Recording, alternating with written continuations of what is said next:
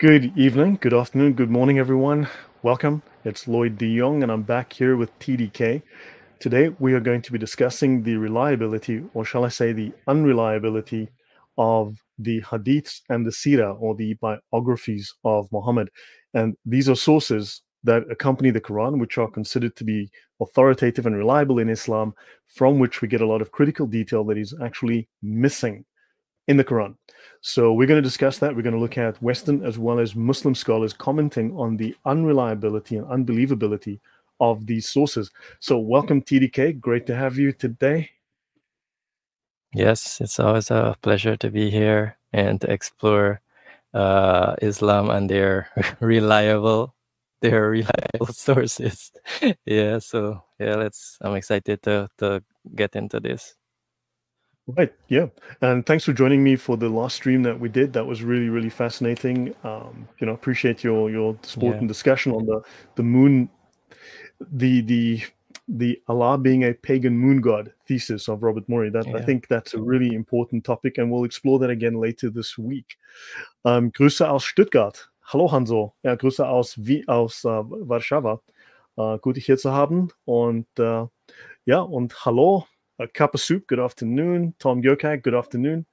Carmel, welcome. Small clips. Hey, Connie. I sent you a message, Connie, and I sent you an invite. We've got a stream coming up in 2 weeks with Eric, so you've got the invite. So drop me a note on Skype, and we will talk.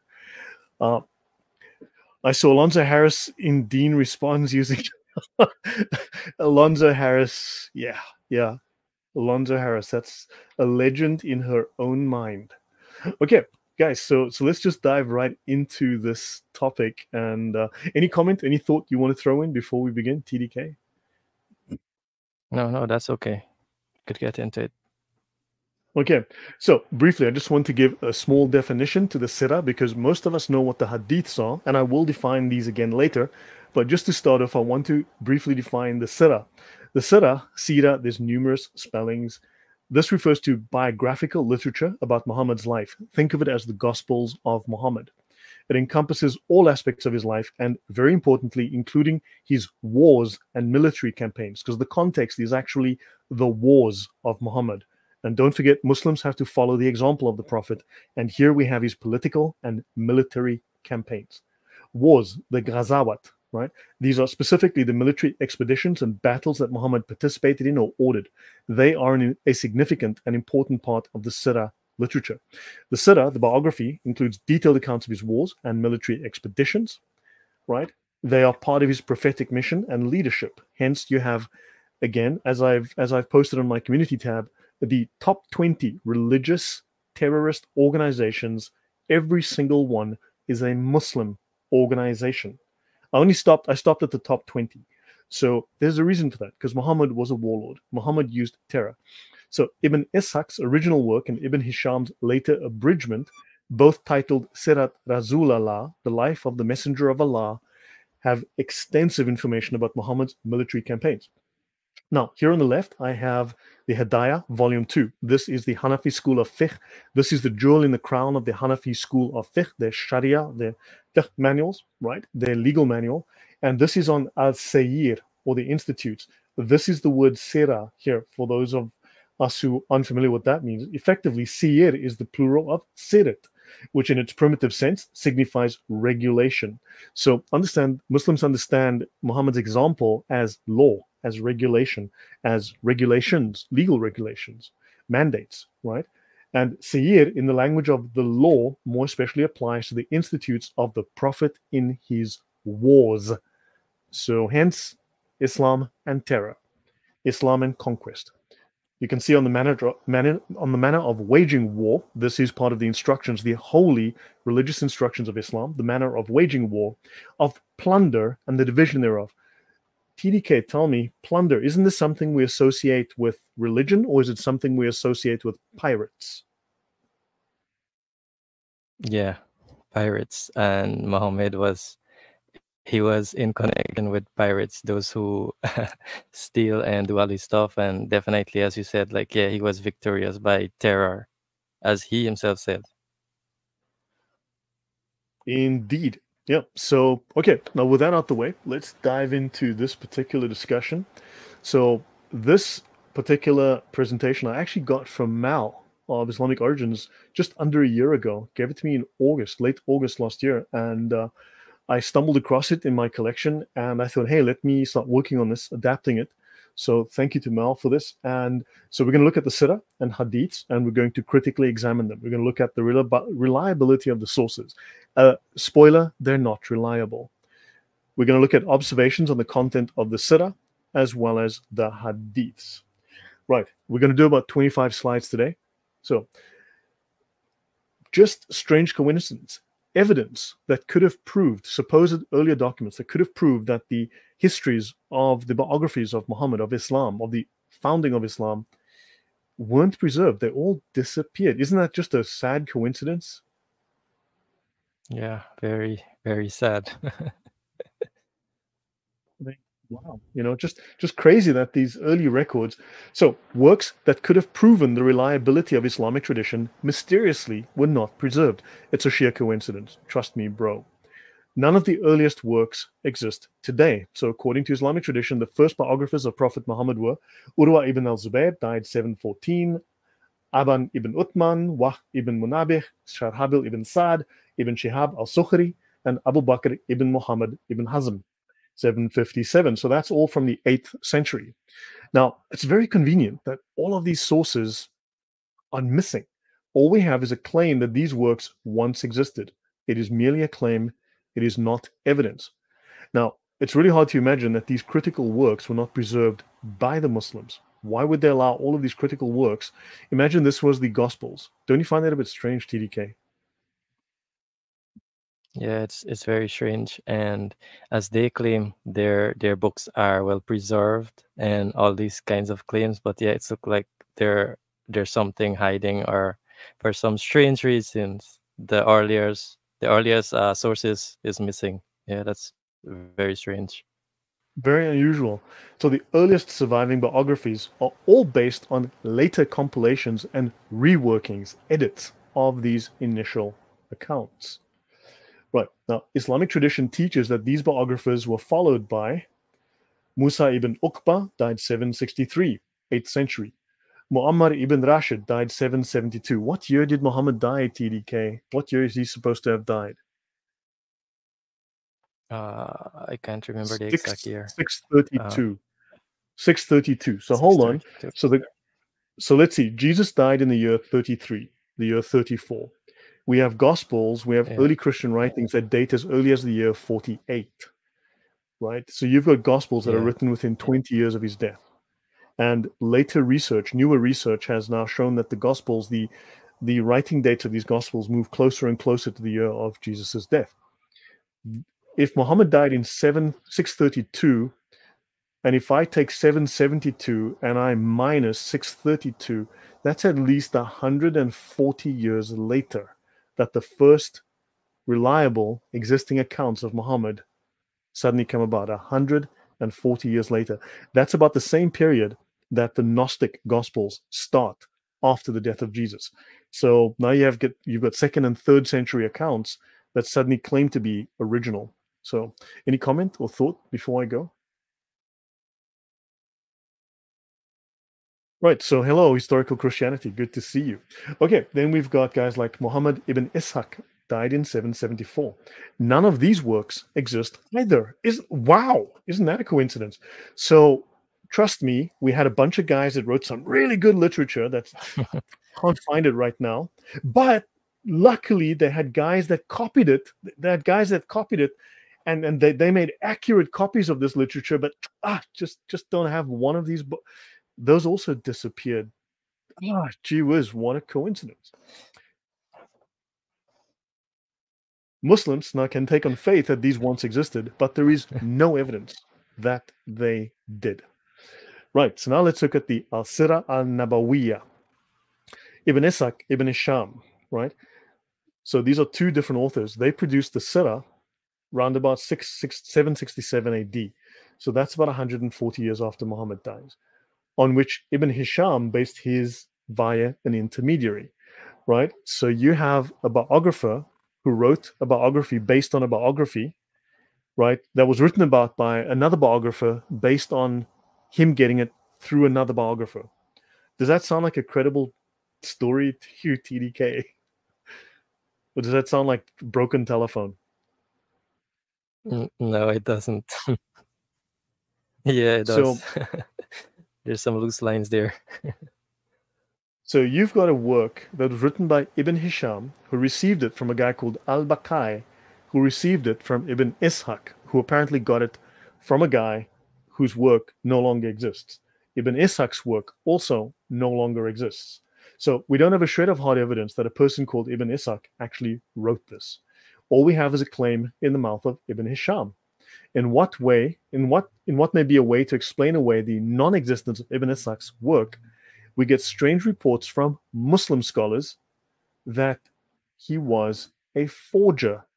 So just like Muslims commonly stating that the Sahih Hadith are that's da'if, that's fraudulent, that's fabricated. No, you can't believe that. No, Aisha was not 6 years old. That's fraudulent. Islam is the only religion where you say that your sources are fraudulent, fake, or unreliable to defend your religion. And here they do exactly the same thing. So Malik ibn Anas called him Dajjal men Dajjalila, the quack of many quacks, or the fraud of many frauds, or fraud among frauds. So yeah, that puts a lot. Malik ibn Anas is very important. He's one of the four major scholars of Islam, what's called the Mujtahids Mutlaq, the supreme scholars, the absolute scholars. Technically, it means the absolute scholars. He's one of the four founders of the schools of fiqh, or schools of the Sharia that the Muslims follow. Very important man in Islam. A Dajjal can be translated as a liar, an impostor, or a quack. Imam Malik ibn Anas used to say Muhammad ibn Ishaq is a Dajjal from the Dajjals. So, yeah, Imam Malik called Ibn Ishaq a liar and an impostor for writing false stories about the Prophet Muhammad. According to Islamic teaching, someone who willfully, deliberately writes lies about Muhammad goes straight to hell. So, our source of Muhammad comes from a guy that, according to one of the major scholars in Islam, is in hell. Do you think that's a great start?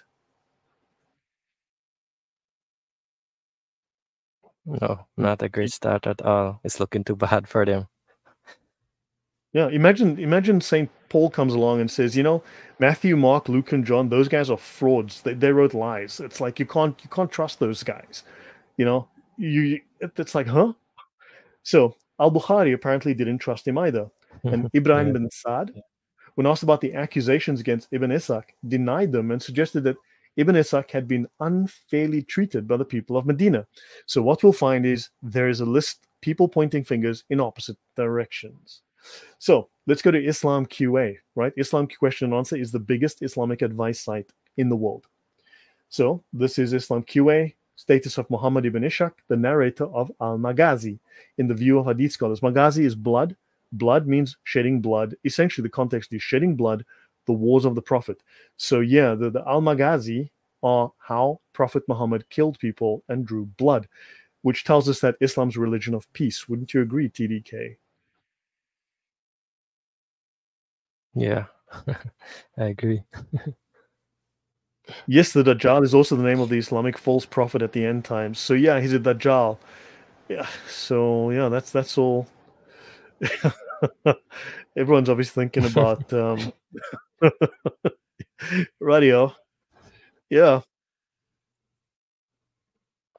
Okay, so Juliet Abrams says that's why I say it's religion of interpretation of interpretation. Yeah, fair enough. Right. So Yeah. thank you very much, Philip. Real original source research. Yeah, we're going to get into a lot of sources here. So Ibn Ishaq was held in high esteem among the scholars of his own time. My. Now suddenly the most popular advice site in the world, Muslim advice site that gets about 400 million, up to 400, between 150 and 400 million queries a month, suddenly says, no, the guy's legit because of the vastness of his knowledge. Imam Dahabi said of him, he was the first one to write down knowledge in Medina. That was before Malik and Dewa. So he comes before Imam Malik. So Imam Malik had an argument with him. He disagreed with him and started to smear and slander him. So Malik comes afterwards out of jealousy and starts to say bad things. He was like a wondrous ocean of knowledge, but he was not as precise as he should have been. Okay. Imam Malik regarded him as having lied and describing him as a charlatan, a dajjal. The scholars did not accept that from him because he did not mention any evidence for regarding Ibn Ishaq as having lied. So scholars actually rejected Imam Malik's claims. So yeah, I guess we're off to a great start. Yaqub ibn Shayba said, I asked Ali, i.e. Ibn al-Madini, how are the hadith of Ibn Ishaq in your view? Is it sahih? And he said, yes, his hadith is sahih in my view. So the Sira is sahih. Any comments, TDK? Yeah, this is interesting. So you have one of like you have a few of them agreeing it's not authentic, then one saying it's sahih, it's authentic, and you have a lot of that's why, yeah, that comment is right. Interpretation of interpretation, whichever one they choose to go with. Like if it sounds good, yeah, we'll take this. If it's not, oh, it's daif. Yeah. Exactly. Yeah. So, okay. So he said, and by the way, guys, I am streaming on YouTube, on Rumble, and on X. I'm streaming through StreamYard. So, yeah. So, hello to any new subscribers or viewers on X and on StreamYard and on Rumble. Okay. So, Ibn Adi, trustworthy narrators and leading scholars did not refrain from narrating from him, and there is nothing wrong with him. So, if it's good enough for the Muslim scholars, it is good enough for me to quote from this guy.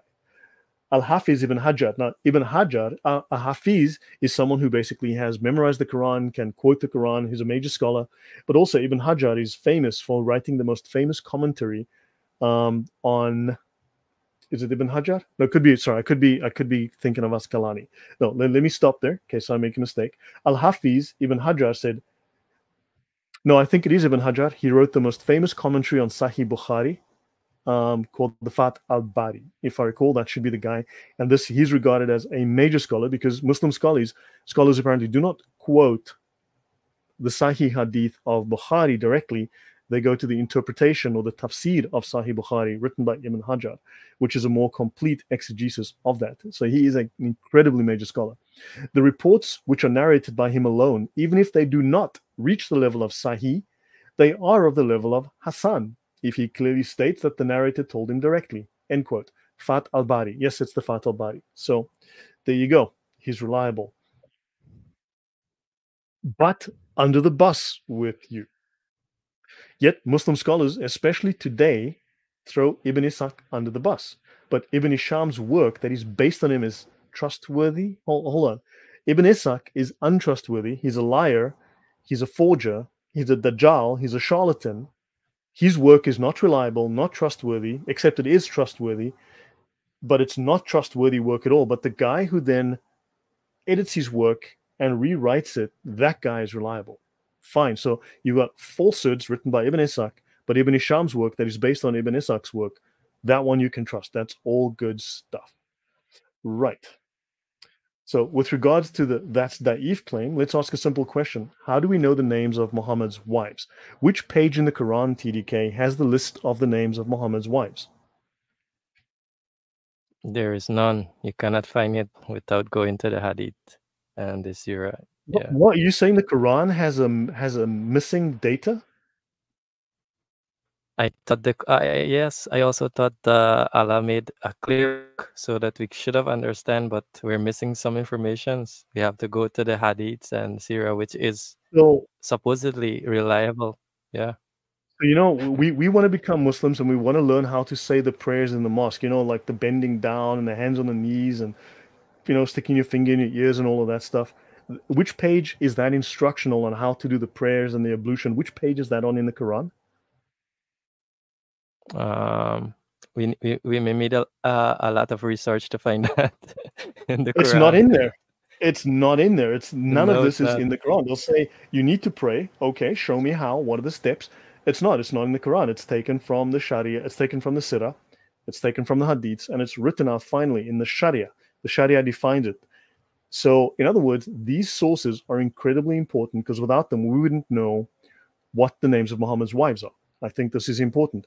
It's not in the Quran. Now, if these sources are da'if and unreliable and fabricated and forged and lies, and then how can Muslims prove to me what the names of Muhammad's wives are? Then are Muslims lying since the start of Islam? Do you think that is a fair question, TDK? Yes, it's a very fair question, which they have to go to the Hadith. And there's some who reject the Hadith, but if they reject the Hadith, they don't understand the Quran and don't know the wives of Muhammad and all this stuff. It's missing. Yeah, then it's just like someone made it up. So yeah, either they're reliable or they're not. So this for me is a problem, and I think for Muslims they need to rethink this. This is a serious problem. So now the names of the Prophet Muhammad's wives are known primarily through Islamic historical sources, the Hadiths and the Sira. The sources are crucial for understanding the life and the practices of Muhammad. If they are unreliable or they are fabrications, then Muslims are either lying about the names of Muhammad's wives and other embarrassing facts. Else, we got to ask them, okay, where in the Quran is this? If it's not in the Quran and the sources that you claim are unreliable are the ones you're getting this from, then are we saying that it's wrong? Someone's been lying to somebody here? This is a serious problem. I'd love some clear answers. Right. Now, this is the sealed nectar. This is the biography of the noble prophet by Safur Rahman al Mabarakpuri, one of the most famous biographies of Muhammad. Right. Actually, let me just go to a source. Let me just go to my website, to my YouTube page. I just want to show everyone something. And this gets worse, but I won't focus on this here, but it's something I think that's important for me to bring up. So I just want to go here. This is Qadi'iyya. This is a very famous Sira, right? This is one of the more famous Siras of Muhammad. This is the biographies, like think of the Gospels of Jesus Christ. And Qadi'iyad, right? So is it true, according to the Ashifa of Qadi'iyad, that trees walked and moved to shield Muhammad during his private toilet moments? So Muhammad gets off his camel and needs to go take a dump. And so he's out in the open in the sand. So what he does is he talks to the rocks and he talks to the trees, and the rocks form behind him and they shield him, and the trees come and stand behind him and shield him from the view of his men. And then Muhammad does his thing. And in the Sirah, the earth opens up and swallows his number ones and his number twos. And then the earth closes, and a sweet, sweet, amazing fragrance comes up from the ground where Muhammad left his number two. And then Muhammad takes the tree by the hand and walks it back to its location where it originally was. Alhamdulillah. Isn't that just amazing, TDK? Don't you wish Jesus was this amazing? Yeah. Yeah, it's really incredible. Like the holy saint, yeah, he's such a holy prophet. It's very Yeah, I mean, incredible miracles and signs. quite literally, his poop don't stink. Literally, in the Sirah. We will get to those references. We'll read those for you later.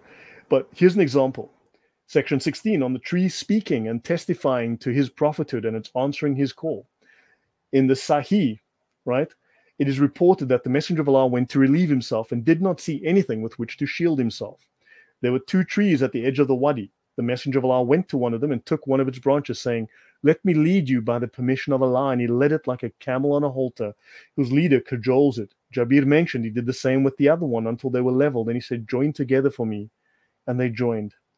And the famous 6th century Hijrah classical text Ashifa is widely accepted as the best, most comprehensive, and most important book about the Messenger of Allah. That's just one of the stories. There's lots of stories. There's loads of stories. So yeah, none of these miracles are in the Quran, just by the way. Okay. Any comment before I go on, TDK? Yeah, it's interesting that none of them are in the Quran, and these sources they pick and they choose. So yeah, I don't know what's going on there. Very very strange.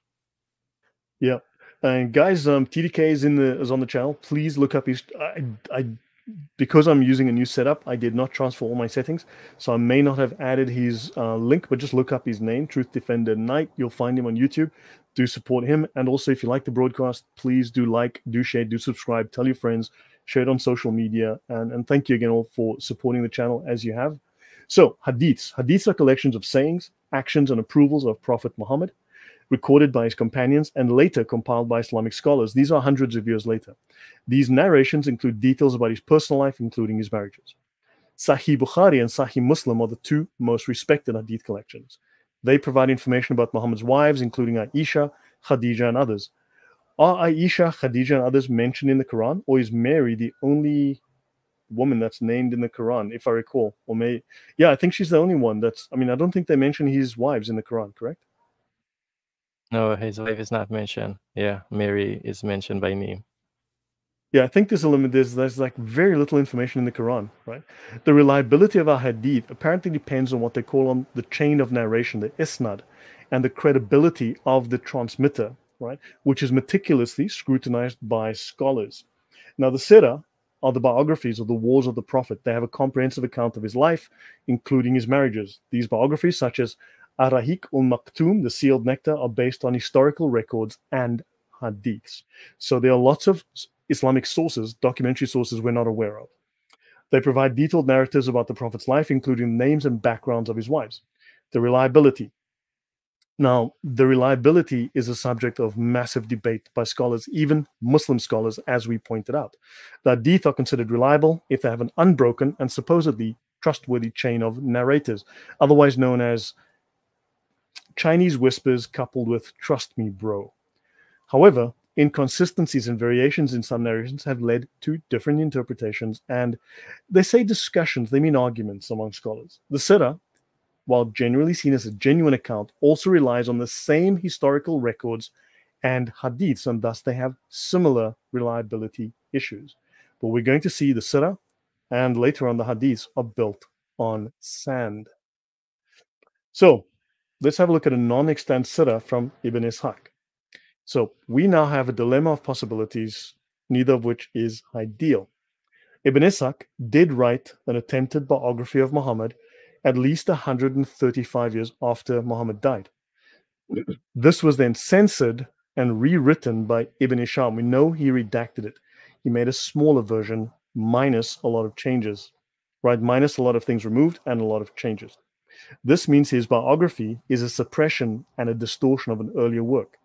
So either Ibn Hisham did have, but he edited it and distorted it, or Ibn Hisham did not have an earlier work from Ibn Ishaq, which means we can dismiss it as a fiction, written almost 2 centuries after these events. Either scenario is very bad for the reliability of the Sirah. Any comment before I continue? Yeah, it's very bad for them. So yeah, and either way they go, it's not looking good. Yep. So there is no original of Ibn Hisham's Sirah. Oh boy. So we don't have the guys that Ibn Ishaq copied from. We don't have Ibn Ishaq. We've got Ibn Hisham, but not an original Ibn Hisham. We've got copies. So we have copies of copies of copies of copies. And of the first 3 guys, we actually don't have originals. We don't even know if they were real, if those books existed. So Ibn Hisham's work has survived, but only in copies, not the original. 2 copies exist of Ibn Hisham. The latter is more heavily edited. So we've got 2 versions, one of which is more edited. So the fact that Ibn Hisham's original work was not preserved undermines its credibility. Then what the copyist gave us is what he wanted us to read, is what survived. Why did he delete so much when he had the original, supposedly? So that one of the copies is heavily edited also leads to a question. Which one is the correct one? So this is evidence of the Islamic tradition self-censoring even its most valued histories, right? You cannot claim that this is historically reliable if your earliest sources are missing and a fourth removed set of sources shows signs of tampering. And this is supposed to be original early stories of Muhammad, the founder. Imagine the Bible with this heavily edited. We could never trust it. So, what could have been useful early books had they existed were not preserved because they were not acceptable to later traditions. Any comment, TDK? Yeah, this is it, and this is what they're trying to point out about the Bible. But as we're looking in here now, we can see they're the one who has it, and they're accusing us of having not reliable sources, which their sources is not looking good at all. So Jushok says, I love how the books were edited and fabricated, yet they still portray Muhammad as a maniac warlord. I will say there seems to be a degree of truth there. I mean, someone existed. I think Muhammad's a composite of maybe 1 or more people, or 2 or more people if he's a composite. But there seems to have been someone. or multiple someones who were merged into a single figure, or there was a figure that started off as the basis and his image got redacted and changed and edited and altered. But yeah, it's, and then they tell us the Bible is not reliable, but Jesus is not really real. He didn't die, and Muhammad's in the Bible, except the Bible's corrupt. You're like, oh, so Muhammad's in the corrupted Bible, but not in the original one, which you don't have a copy of, whatever. Right. So there is no original of Ibn Hisham's Sira. There's no original of Ibn Ishaq. Now let's meet a guy called this is Mr. Wistenfeld. This is Mr. Wistenfeld with his wonderful beard here. This is one of his books, Geschichte der arabischen Ärzte und Naturforscher. So in other words, this is the history of Arabian doctors and researchers, nature researchers, right? By Ferdinand Wistenfeld. If you'd like to buy this book, it'll cost you €2,500, which is roughly $2,800 if you'd like to buy a copy. So clearly the guy's not important. I mean, it's only going on $3,000 to buy the thing. Can't be important. So the Sira that is commonly used today is not an original source. It is actually created by a Western Orientalist from the 19th century. So the critical academic Sira that we use today was created by this guy in the 1800s. This is Heinrich Ferdinand Wistenfeld. He created the Sira used today in 1858 to 1860 based on earlier manuscripts. Not one manuscript, multiple manuscripts. So he had to make decisions between competing and contradictory versions of the same story. He decided what he thought fitted best from contradictory stories, and he created the first Sira of Muhammad, the first biography of Muhammad, the first complete source that we know of, based on incomplete and contradictory versions. And everyone now points to the Sira and says, hey, we've got the Sira, it's all good to go. But if they didn't have this Western Orientalist, and Muslims are always criticizing Orientalists, you wouldn't have the Sira. Any thoughts before we go on? Yeah, this is interesting. And yeah, without him, they wouldn't have it, because you see there's so many contradiction. And also, like as the previous slide stated, it's heavily edited, so we can think what's been left out and what's missing. And the ones that they do have, as you look at it, the trees are there, obeying the command of Muhammad with his all of these strange stories and all of these messed up things. So you could really think back what's been left out and what's missing.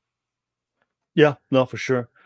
Shalom, everyone. I'm an Indian ex-Muslim. Welcome, Hussein Khan. So yeah, there are questions to be asked here. And the guy does have a little bit of a Muslimy beard. He certainly does. Let's continue. So this Western Orientalist that Muslims turn to for what they know of Muhammad, because what we know of Muhammad comes from the Sira and from the Hadiths. So this is Georg August Universität Göttingen. Heinrich Ferdinand Wistenfeld, born 31 July 1808. In Hannover-Schmünden, died on 8 February 1899 in Hanover. Son of a sugar manufacturer, spent almost his entire academic life in Göttingen. He received his Doctor of Philosophy in 1831, received his second doctoral degree in 1832, appointed professor, and then professor and chair. And his main appointment was as director of the university library. He did almost no academic teaching. So he dedicated almost all of his time to the study of Arabic, and he no longer studied. And the longer he studied, the more he focused exclusively on Arabic. So this is despite the fact that he had initially studied all Oriental languages, including Sanskrit. So next to the Vergleichungstabellen, the last edition was prepared by B. Spuler in 61, and other outdated reference works on genealogy, historical writing, and the history of medicine. Wistenfeld produced a number of most important editions of classical Arabic texts, with indices such as those by Ibn Hisham, Ibn Qutayba's Ma'arif, Ibn Khalikan, Bakri's Mujam, Yaqut's Buldan, and blah, blah, blah, and others. These editions do not follow the principles of classical Arabic philology. In other words, there's an issue with the language, with the words. So this tells us there's something wrong with the grammar here. Their value varies depending on the manuscripts on which they were based, so copies of copies of copies. Nonetheless, Arabic and Islamic studies owe a debt to Wüstenfeld's extraordinary fervor or enthusiasm, and his works have been indispensable for a long time and remain so even today. So, Ibn D'Souza, is the Muhammad of the Quran, Hadiths, Sira one person or more than one person? It seems to be a composite. Look, there seems to have been an original figure that inspired something. That original figure may well have been Jesus, but there looks to have been a copycat prophet in the region at the time. There must have been one person that was inspirational. However, the current vision or version we have of this seems to be a composite of multiple individuals who's a military leader, a philosopher, a moral example, a military example, a political example. So they seem to have created this composite character to compete with Jesus. It doesn't seem to be a historical person. It's a composite individual. So okay, let's continue now. So summary: Heinrich Ferdinand Wüstenfeld made an important contribution to the study of the Sira, and he produced a critical edition of Ibn Hisham's version of Ibn Ishaq's biography of Muhammad. So he creates the most complete, most authoritative, most supposedly non-contradictory version. So he published a critical Arabic edition of Ibn Hisham's Sirat Rasul Allah, the life of the Messenger of Allah, in 1860. Any comments, TDK? No, it's okay. You can carry on. Yeah, Inda says Alfred Guillaume received the notes from Professor Wüstenfeld after his death in 1909. Yeah, we'll have a look at Guillaume later. So this edition, he entitled it Das Leben Muhammads nach Muhammad ibn Ishaq bearbeitet von Abd al-Malik ibn Hisham. So the life of Muhammad according to Muhammad ibn Ishaq, edited by Abd al-Malik ibn Hisham. The life of Muhammad, according to, I translated that. I didn't realize I actually had the English version there. It translated that in my head. Okay, right. Wüstenfeld's edition was based on comparing multiple Arabic manuscripts to produce a reliable, in other words, the texts were unreliable. So he had to compile all of these, put them together, and create a reliable Arabic text of Ibn Hisham's work. This critical Arabic edition of Wüstenfeld became an important source for subsequent translations and studies of the Sira, even by Arabs, including Alfred Guillaume's English translation. And everyone's going to go, well, you can only understand Islam in the original Arabic.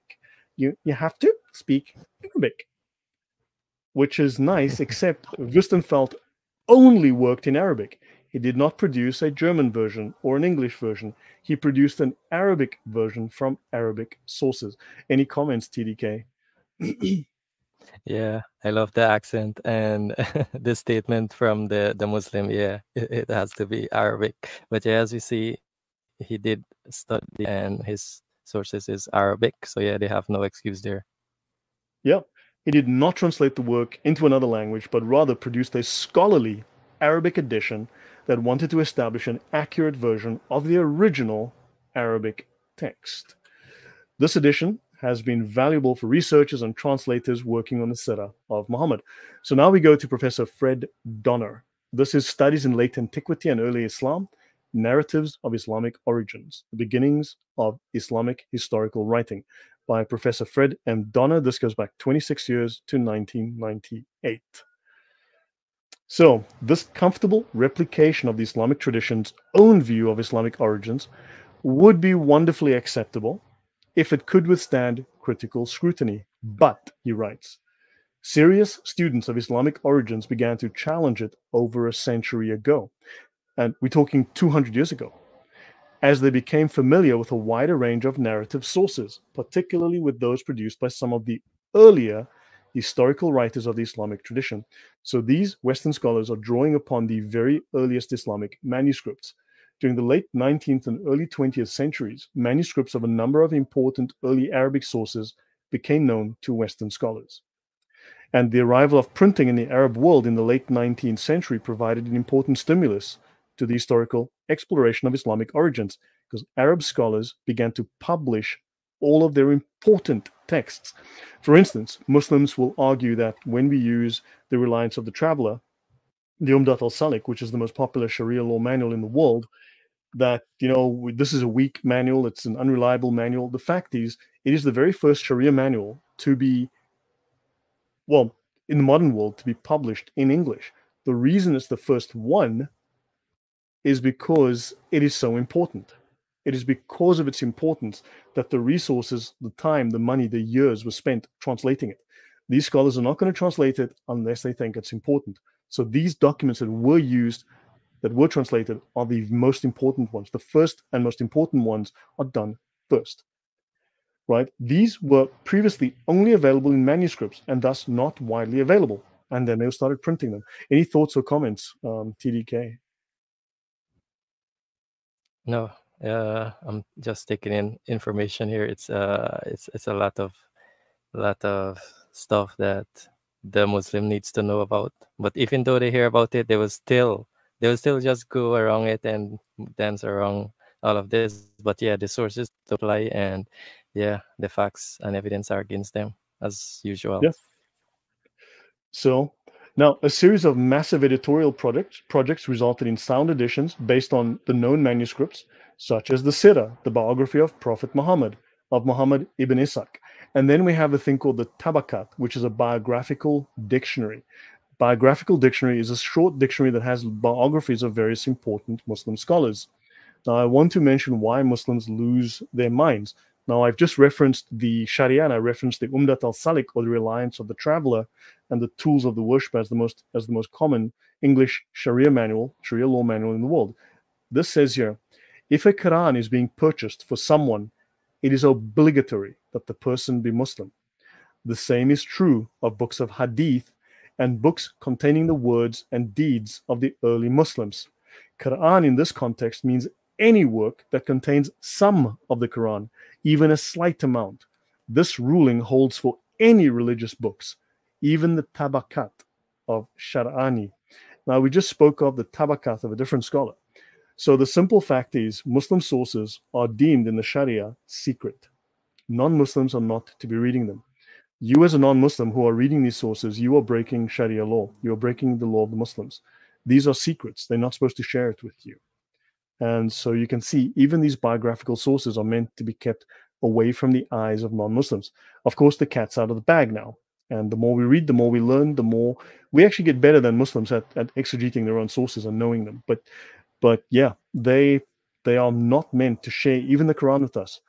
You are reading it for a purpose that does not benefit Islam. Therefore, you are reading it in bad faith, and they must stop you, which is crazy. Joe says, "What happened to your videos on atheism?" Check my YouTube channel. It's called Lloyd De Jongh, and just search for atheism. You'll find them. There's all like 20 of them. Yeah. So yeah, any comments from you, TDK? Yeah, it's strange that they don't want other person than Muslim to read their book, because yeah, as we're reading here now, and we can see there's a lot of stuff going on, and the more we read, the more Islam is not looking good. Yep, exactly. So Professor Donna says here, as a result of efforts of these Western scholars, sorry, did I just make a bad? Let me just fix that here. Okay, there we go. As a result of efforts such as these, Western scholars found themselves confronted with an embarrassment of riches in source material. Far from clarifying or making clear the historical development of Islam, the new material confused the issue. It actually left everyone more confused because the narrative, the standard Islamic narrative, was falling apart after reading these sources. And this all raised doubts about the truth of the traditional picture of early Islam. These scholars are going like, this story makes no sense. This can't be true. Numerous instances of glaring contradictions amongst different sources, of logical and chronological absurdity, things that existed out of time, things that happened hundreds of years before, hundreds of years later were being referenced, and that's wrong. Implausibility or patent sectarian or political bias. I'll give you one example. When you look at the attacks on St. Paul, many of these Muslim scholars will say that, well, St. Paul in the Bible, we hate St. Paul because it's actually Paulianity. I don't know why you Christians call it Christianity. It's actually Paulianity. And Paul, he was the son of Emperor Constantine. Now hold on, Emperor Constantine's from the 300s. He died in the first century.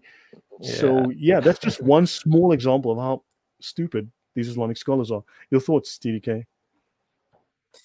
Yeah, definitely. Their thoughts are really silly. I actually did a a video about Paul. Yeah, it really doesn't make sense. They're pointing towards Paul, but as we're looking at their sources, it's really what they have. They're accusing us what they have. So yeah, it doesn't make sense. Yeah. They even put Paul in the 4th century and 5th century, and it's insane. I mean, it's crazy. Look at my series called Polemics. I'm actually just bringing that up. I have a series on 2 parts called Polemics. Just look it up. It's discussion of the Islamic history on St. Paul. It goes back to like the 8th century already. It's insanity. It's hysterically funny, actually. It's laughably funny. So the unreliability of the Islamic narratives, okay? And this was instrumental in generating another approach to early Islamic history. Scholars realized early on, like, this is trash. We need to, we can't just trust the story. We're going to have to start doing some scholarship here, right? We're going to have to do some serious scholarship about Islam. So that's what they start doing. So they have multiple approaches. One of these is the source critical approach. So middle of the 19th century, now you're looking at the 1830s onwards, right? Some Western students, right, they try to resolve or explain away the contradictions and logical absurdities in the sources through careful comparative source criticism. The source problems had first been noted in narrative accounts. So the source problem had been noticed even by Muslim scholars. This is not something that the Western scholars discovered. They start developing ways to explain the existence of divergent or contradictory accounts, to identify which of the several accounts should be deemed the most trustworthy. So the Muslim scholars couldn't figure it out, so the Western scholars had to do their job. Someone says polemics was very useful, as you said, Mickey Mouse scholars. Yeah, it's crazy. Let me see. Truly the unholy Quran is totally unreliable. Yeah, well, yes.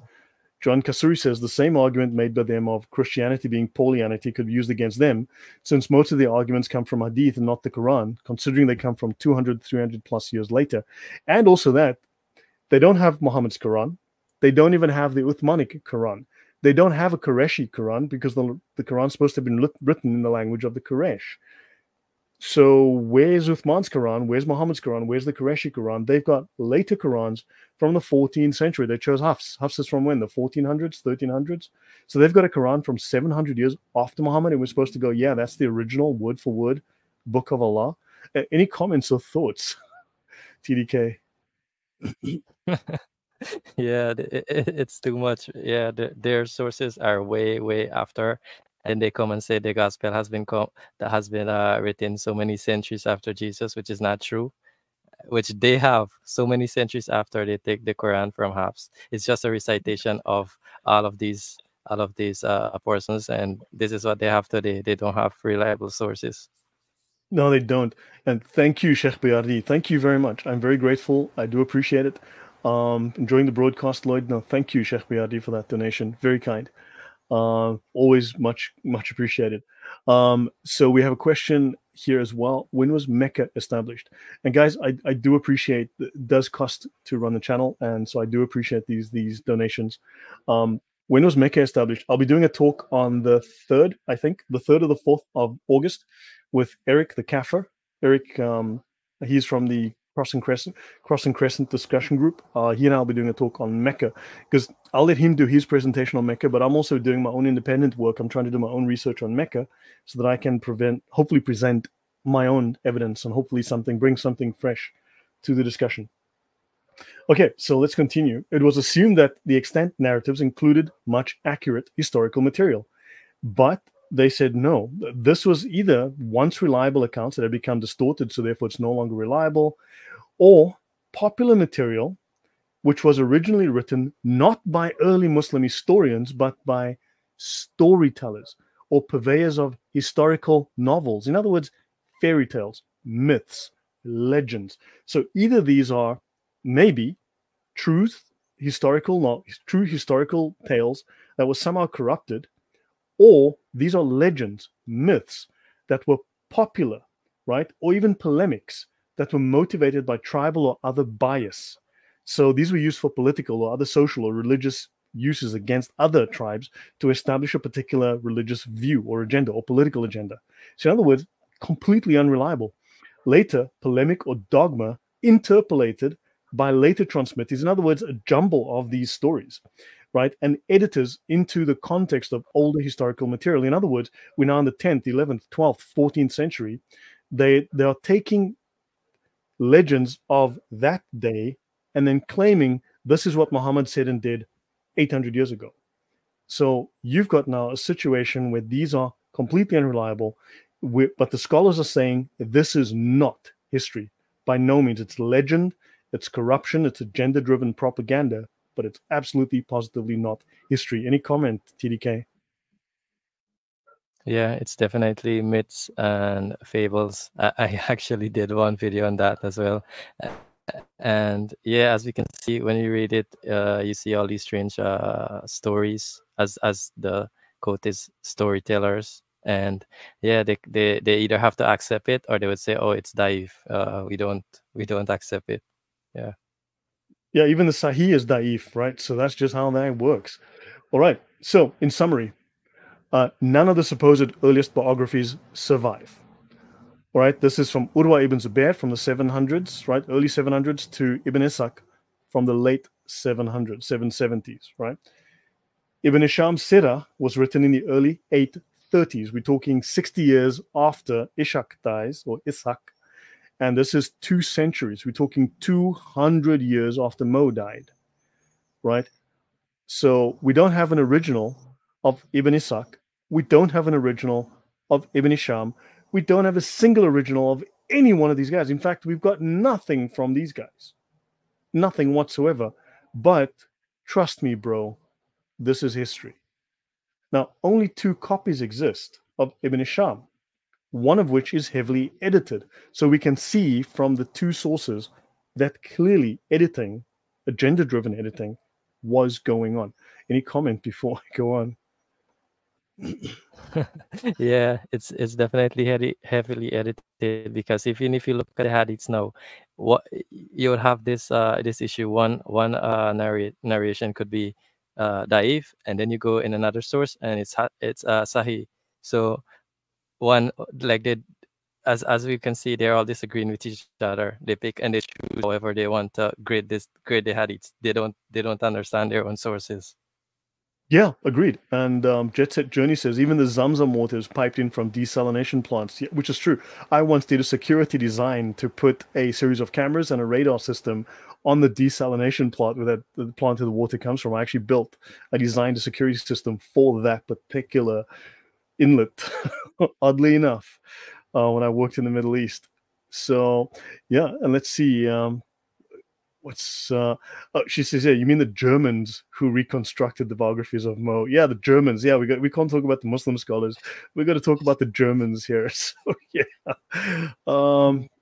Yes, I do see. Juice Rock, I've noticed your comment, and I have done several presentations on the Turks and on what's the head of the guy from Turkey? What was his name? Ataturk. And I have another one that I'm busy making. I've already done the script. I've done the audio. I just need to put together the videos. So yeah, and the guy was, the Nazis loved Ataturk for a good reason, because he was a murderous, genocidal tyrant.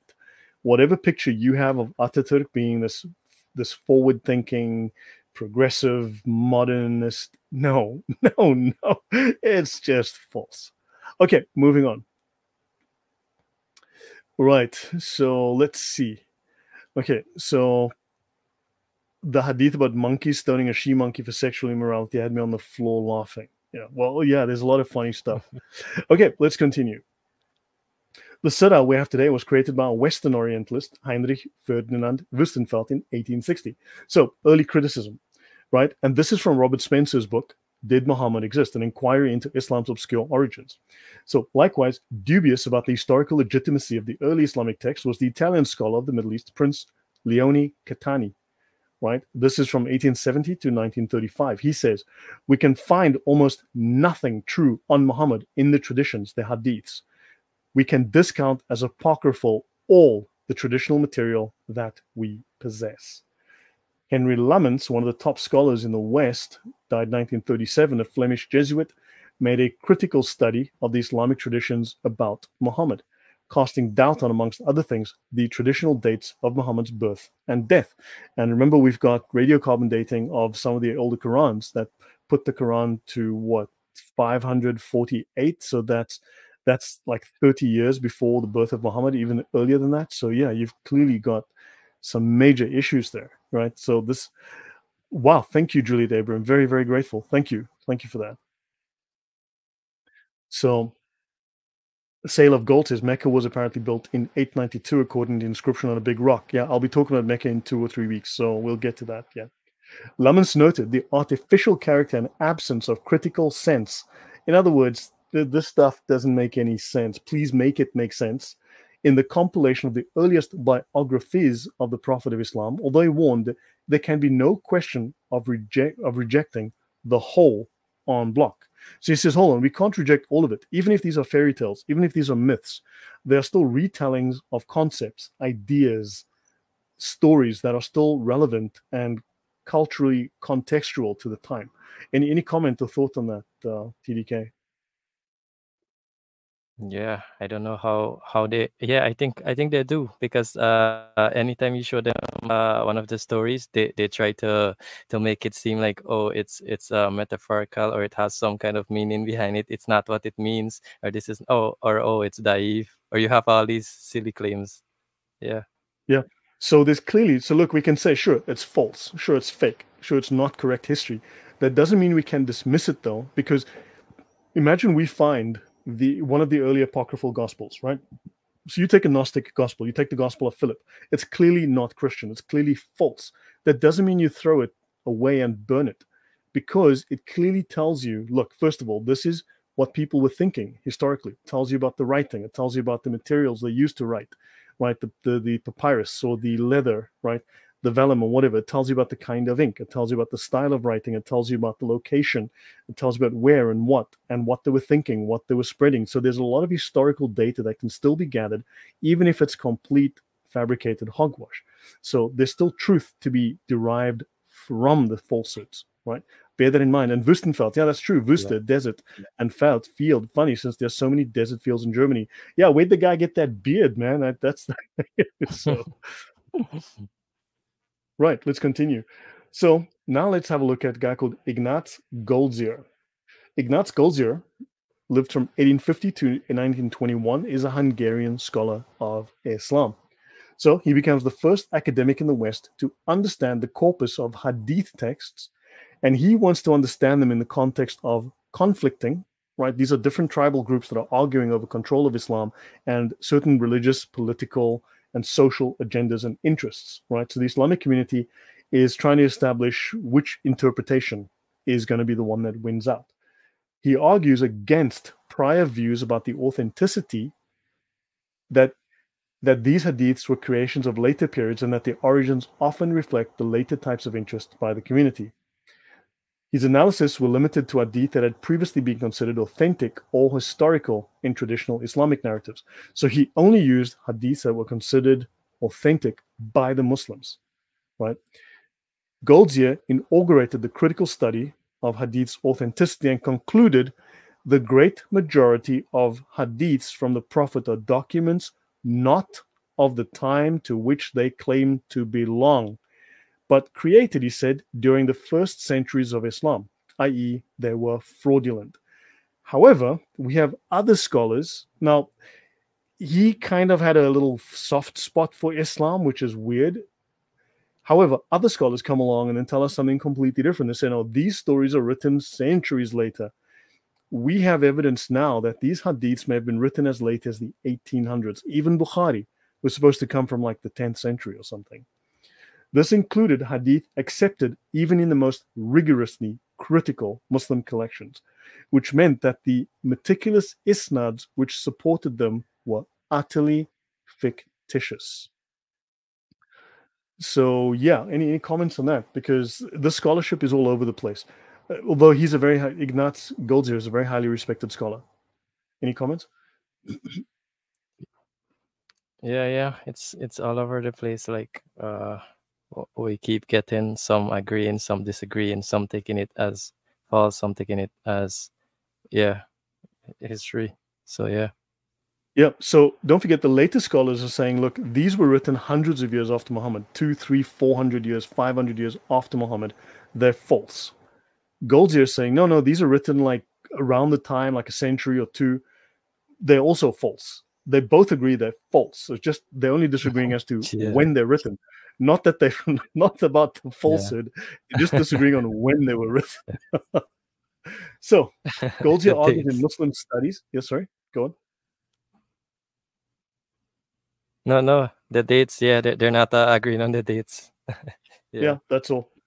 Goldziher argued in Muslim studies, hadith were the product of debates and arguments within the emerging Islamic religion and society. So Islam was not founded in a day. It took hundreds of years to develop into what we know today, projected back into the time of the Prophet. So these are, as Jay Smith often says, redacted backwards. And this is what we find. This is what more than one scholar has discovered and said. So this is a means of putting support for one party or agenda or another into the mouth of the Prophet. Tied to this, and Goldziher's observation of the massive scale on which hadith were forged, he observed that each position in every political and doctrinal controversy could be paired with numerous supporting hadiths, each equipped with an isnad to prove its authenticity. So a chain of narration from reliable transmitters. So in other words, everyone who had a particular religious or political or social position would claim that he got this from a tradition from Muhammad that somehow magically appeared for every single one of them to prove whatever case they had to make. Does that sound like reliable, TDK, or just convenient? Very convenient, I would say. Yeah, know or act that. Who knows? Who knows? These hadiths, yeah, just want us to wonder. So Goldziher also observed anachronisms. These are things that in the wrong time, right? It's like seeing a a pocket watch in a documentary of dinosaurs, or seeing a cell phone in a documentary of dinosaurs. Like that's an anachronism. So he sees anachronisms in the hadith, including in reports that support the legitimacy of dynasties. Yeah, we should be ruling because we're doing just like Muhammad. Traditions addressing how believers should respond to ungodly rulers. Hadiths supporting particular positions in theological controversies, reports giving voice to local patriotism, all very convenient, reports praising the merits of particular localities, tribes, or families, apocalyptic prophecies of conquests and rebellions, hadiths praising the descendants of Ali, hadiths denying the legitimacy of Ali. So whatever position you had, you could find hadiths that supported your position. So contradictions abounded. Any Yeah. last word before I move Yeah. to the next page?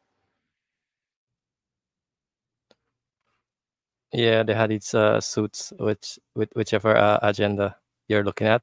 It supports that. Yeah. Yep. So I won't go very long today.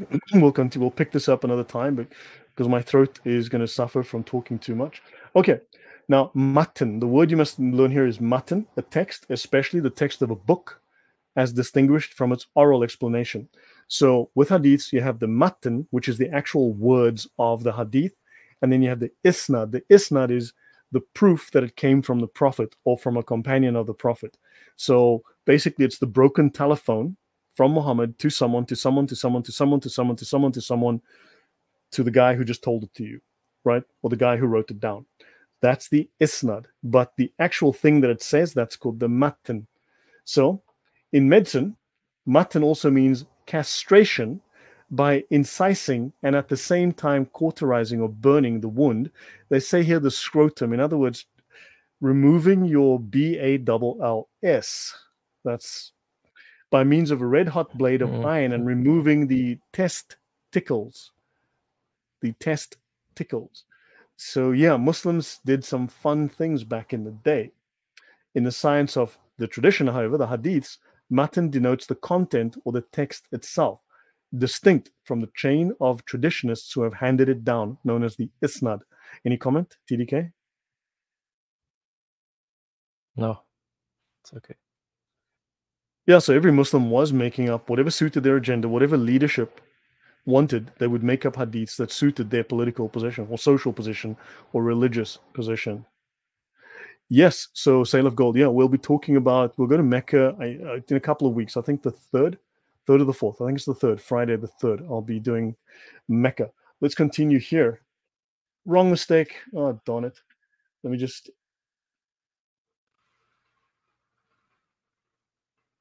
disappear. Yeah, let me fix my slide here. Let's hope I got this right. Okay, isnad. An isnad is in the science of tradition, the chain of authorities, the sanad, going back to the source of tradition, an essential part of the transmission of a tradition. These references are from the Encyclopedia of Islam, which is the gold standard academic source, even used by Muslims in universities all over the world. It costs about $40,000 to buy a copy of this. So, no, I didn't buy a copy. Anyway, isnad, Ali, literally a high isnad, right? Where there are few links between the transmitter and the prophet, or between him and a certain authority, right? This is valuable. And then you have isnad nazil, a low isnad, and so on. There are many, many versions. Goldziher viewed isnad as a secondary attempt at justifying the traditions that particular people cited during their controversies. So lies they made up to defend their positions. My daddy said that. No, no, no. My daddy said that. Right? The only relevant factor in evaluating the provenance or the source and credibility of hadith was its matan, the content, and not its isnad. He rejected the isnads, and so have many scholars. He was a strong believer in the view that Islamic law owes its origins to Roman law. I don't think that's true at all. But in the opinion of Patricia Crone, his arguments here are uncharacteristically weak. I'd agree with that. Edward Said, one of the more modern scholars, you'll find him on YouTube these days, right? In his book, is it? No, different guy. Sorry, I'm thinking of Gabriel Reynolds, Said Reynolds. Sorry, my bad. Edward Said's book Orientalism has renewed interest in Ignaz Goldziher's works. Said himself regretted not paying enough attention to Goldziher's contributions.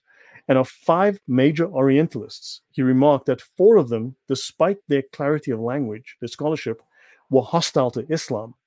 Goldziher was not hostile to Islam. Goldziher liked Islam. So we're not talking about a hostile source. We're talking about someone that actually spoke well of Islam. Any comment before I go on? Yeah, that's a good point because they will obviously say he's against Islam, but yeah, he as you said he's for Islam and speak good of Islam. So yeah, they can speak against that. Yep. So let's continue. Yeah. So I'm going to go for a couple more slides, right? Before my throat gives out. But hopefully you guys are learning something useful. Hopefully this is giving you an insight into Islam. And this is we're looking at Western scholars. We're going to look at Muslim scholars. There's no agreement. So clearly these sources are not reliable. And also you cannot trust the Muslim sources. So then they speak of the traditional critical approach, inaugurated by Goldziher, right? So we've already discovered this. So Goldziher demonstrated convincingly that many of the hadiths, far from being authentic sayings of the Prophet, could only be understood as reflections of later agendas, later interests, right? So these are political, religious, and social interests of the Islamic community during the first several centuries, right? And these hadiths and their chains, their isnads, he says, these are utterly fabricated, forged, unreliable. Only the matan, the actual wording, is in any way reliable. So now the mere allegation that some hadiths were later fabrications was not of much note. Muslim scholars had for centuries recognized the problem of fabricated hadiths. You have multiple categories of hadiths. You've got the sahih, um, you've got the what's the second category? The authentic. Hassan. Sorry, Hassan. Hassan. Yeah, Hassan. I don't. Then you've got Da'if, Is and it you've got Hassan? other categories. Yeah. Yeah, Hassan. Yeah, there's like 5 or 6 or 7 categories of hadiths. There's like matruk, and there's others, right? So even Muslim scholars openly acknowledge they are fabricated hadiths, and then they even argue over whether a hadith is fabricated or sahih, reliable completely, or whether it's sahih. They argue about that. I've already discussed that. Actually, maybe I should bring that up. Do you think it might be relevant for me to bring this up? I'm going to go to the Fath al-Bari.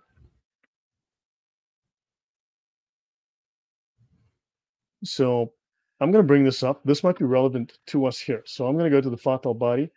This is the main Tafsir Sahih Bukhari, the Fath al-Bari. This is the main source Muslim scholars use to discuss Sahih Bukhari. I'm just going to go here to this reference. Now, this is a work that is a combination of scholars from Al-Azhar University, which is the most oldest and most respected Islamic university in the world, the guys that created the 1924 Quran, the most famous Quran in the world. So they are the authority on the Quran, as well as Medina University, which is the city of Muhammad, and these two collaborated to create a new version.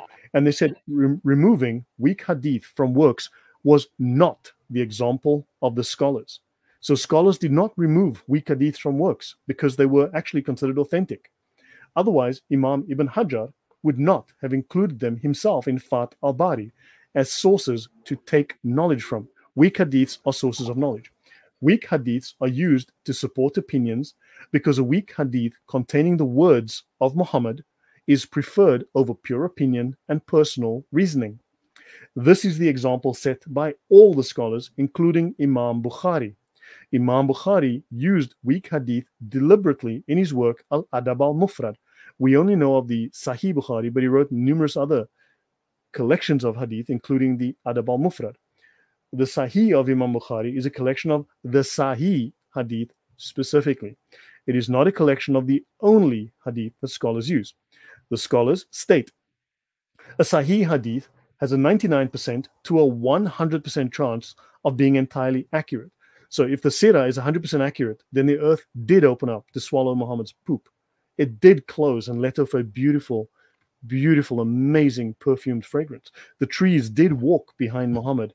The trees did surround him and cover him when he took a dump, because it's Sahih. A Hassan hadith has an 85% to a 99% chance of being entirely accurate. Da'if hadith, a 45 to 85% chance of being entirely accurate. Even a fabricated hadith has a 45% chance of being accurate. The grading it was given may have been wrong, or the fabricator may have spoken the truth in this example. So weak hadith should not be treated like fabricated hadith, because an 85% chance of being accurate is a very high chance. If you received 85% on your test scores, would you throw that out saying that isn't worth anything? Your thoughts, TDK. Yeah, exactly. This is the thing, and most of the Muslims, they don't know this, and that's why the weak hadith is still within the collections of hadith, because they can't just throw it out. It could have been as the percentage is showing of the accuracy. So yeah, weak hadith doesn't necessarily mean it's weak. It's just that they're uncertain of its reliability of being 100% accurate. So yeah, weak hadith is still considered hadiths to the Muslims. Yeah, they're still authentic. They quote them in the Sharia, for instance. Now, for instance, Noah corrects us here, and he's right. He's 100% correct. But actually, 99% is not 100%. So Sahih hadith are still not trustworthy in Islam. We only believe in 100% true hadiths. So yeah, if you guys don't mind handing over those 100% true hadith books, and we can get started on what's authentic in Islam, and that'll help a lot. But yeah. So Muhammad taking a bath in a well full of garbage, dead dogs, poop, pee, and menstrual clothes, that was the truth. Or cloths. Yes, that was the truth, Conetiendo. So there we go. Let's continue. I'll finish with this. So in other words, so it says here, right, what made Goldziah's research significant was the fact that he had relied for evidence only on the collections of supposedly sound hadiths, many of which he showed to be forgeries. He called into question the reliability of all of the hadiths and the authenticity of isnads as record of a hadith's origins and transmissions, not to mention the methods employed by Muslim scholars to evaluate the reliability of hadiths. It's all garbage from top to bottom. So I'll finish on slide number 25. Okay. So the tradition evolved over time. So the Islamic narrative evolves over time. It shows the impact of political, theological, social, and other issues that were important not at the time of the event the accounts are supposedly describing, supposedly during the life of Muhammad, but at some time later when the tradition was being transmitted. So in other words, we're now in the 1200s, 1300s, 1400s. Muslims are arguing over a point on social, political, or religious matters. So what they do is they write a tradition that they put in the 7th century and say, but Muhammad did this, Muhammad's companions did that. And that is how the tradition gets created. They redact it back and then claim this is support for my political or social position or religious position. So he says there does exist a kernel of historical fact lodged inside the hull of accumulated traditional material.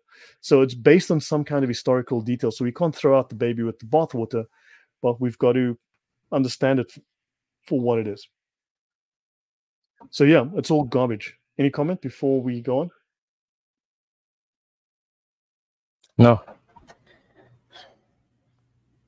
So they say here, isnads are found not only in hadiths. Now we know that the isnads are unreliable, but isnads are not found only in the hadiths, but also in the Sira. So therefore, even the Sira is questionable. Again, doesn't mean we throw the baby out with the bathwater, but these isnads are not reliable.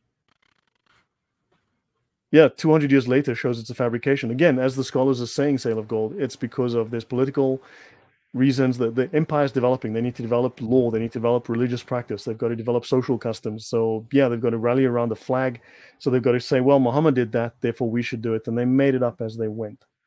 Interesting about the position on hadith is the 12 Shia are the only ones who accept Sahih Marfu, the ones that goes directly to Muhammad. Shouldn't all do this?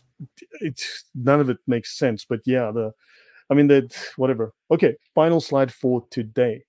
Critique of the Skeptical Approach. That's the title here in the book. But traditional critical research has conclusively demonstrated the existence in Islamic tradition of a heavy overlay. This is a mixing in of legend, of pious legend, and manipulations, distortions, and fabrications of all kinds, tampering with tradition. So we don't know where exactly the truth lies. And the scholars have repeatedly reshaped and redacted the material. So while authentic material on Islamic origins may be found in these sources, there is no way to distinguish the authentic from the fictional. We cannot use Islamic sources to reconstruct Islamic origins, right?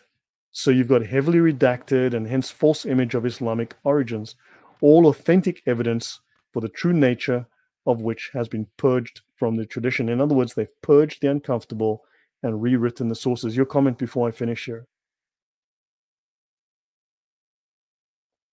Yeah, and this is also why their scholars cannot agree with each other. Like you will find each of them disagreeing with each other, and it's based on agendas.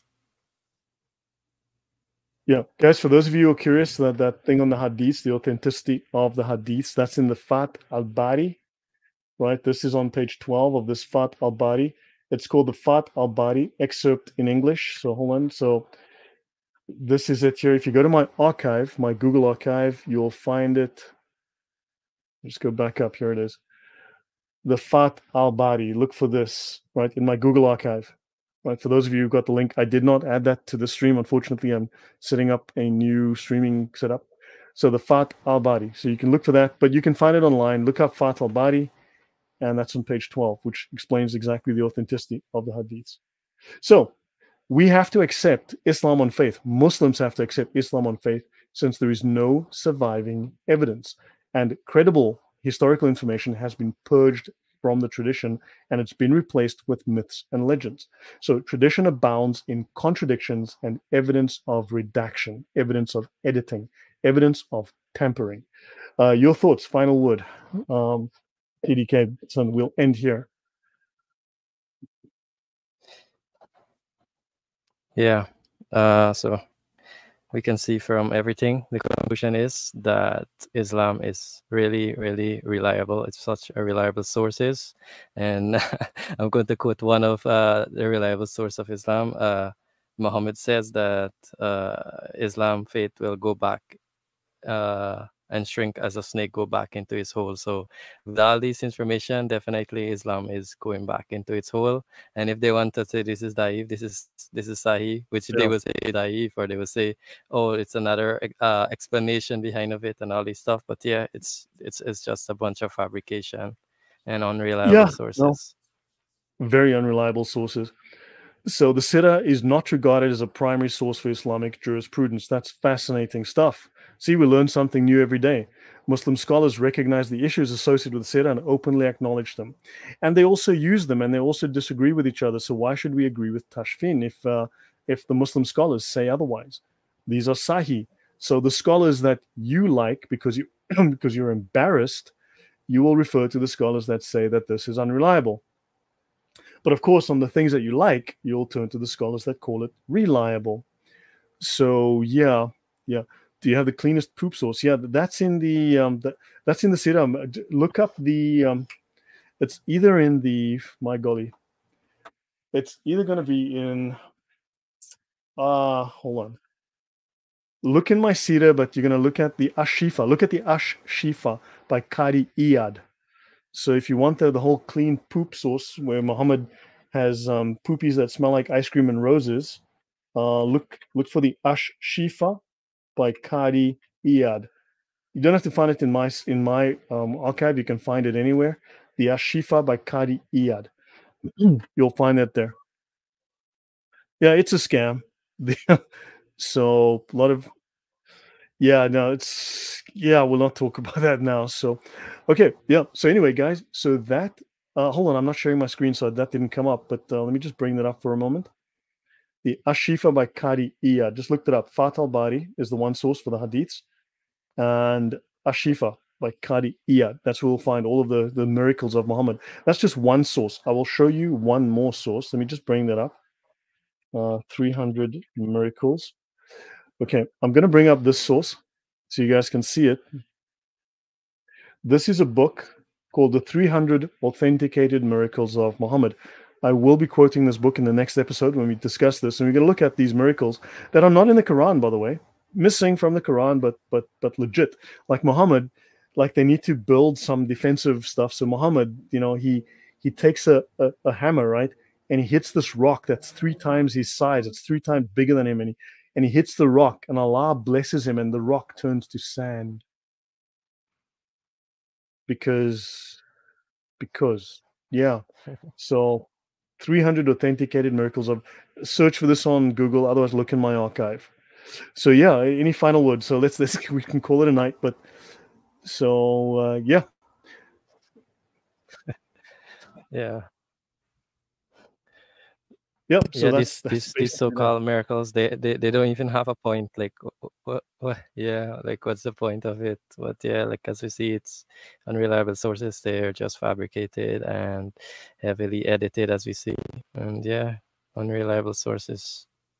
Yep. They bluntly claim Muhammad had more miracles than any other prophet in history. More miracles than any other prophet before him.